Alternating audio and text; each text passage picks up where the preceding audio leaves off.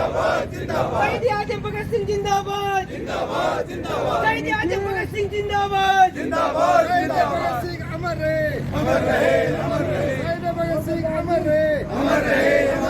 जुल्म की टक्कर में, जोर जुल्म की टक्कर में, जोर जुल्म की टक्कर में। और जब जो लड़ाई है, और जब जो लड़ाई है। अडानी, अंबानी और जो स्टेट हैं सबने पूरा सत्ता तंत्र को कब्जे में कर लिया है और धीरे धीरे पूरे देश को कब्जे में कर लेंगे।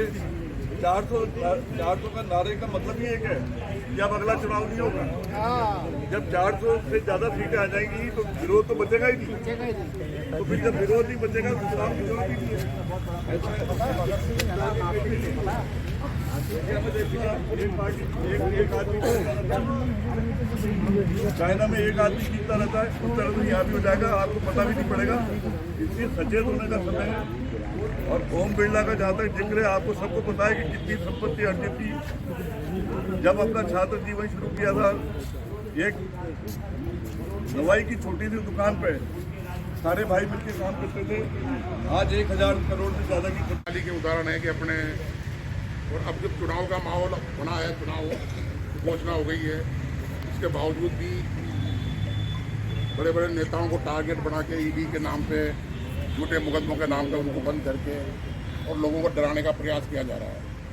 मेरा ऐसा मानना है कि उस जमाने में जब कोई साधन नहीं थे, कोई मोबाइल नहीं थे, कोई इतनी बढ़िया व्यवस्था नहीं थी, इतने लोग भी नहीं थे, इतनी पढ़ाई भी नहीं थी, शिक्षा भी नहीं थी, उस समय उन 3 क्रांतिकारियों ने अपनी शहादत से जो देश में एक जलजला तैयार किया।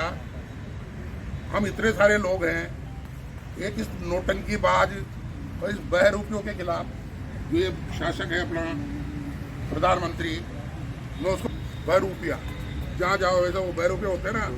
ये देश हिंदू राष्ट्र बनेगा। हम इस धर्मनिरपेक्ष राष्ट्र को, इस लोकतंत्र पर आधारित समता बंधुत्व के आधार पर हम निश्चित तौर पर इस संविधान को नहीं मानते। हम केवल एक ही मात्र हमारा मकसद है, वो है इस देश को हिंदू राष्ट्र बनाना। वो कामयाब नहीं हुए, वो सावरकर के चेले, वो गोडसे के चेले, गांधी को मारने के बावजूद भी वो इस देश में इस संविधान को खत्म नहीं कर सके। लेकिन एक लंबे दौर के बाद आज हम इस मुकाम पर पहुंच चुके हैं कि देश का संविधान निश्चित तौर पर खतरे में, इस देश की स्वतंत्रता खतरे में, इस देश की भाईचारा खतरे में, इस देश के लोगों का जो समानता का सपना है वो खतरे में है। इसीलिए आज हमारे देश में सबसे महत्वपूर्ण टास्क है, वो है लोकतंत्र बचाओ, संविधान बचाओ। और इसीलिए आज पूरे देश के पैमाने पर किसानों, मजदूरों, आम लोगों, युवाओं ने फैसला किया कि आज शहीद आजम भगत सिंह, सुखदेव, राजगुरु का जब बलिदान दिवस मना रहे हैं, तो बलिदान दिवस मनाने का मकसद हमारा इस देश के अंदर लोकतंत्र को बचाना है। उन्होंने तो कुर्बानी देकर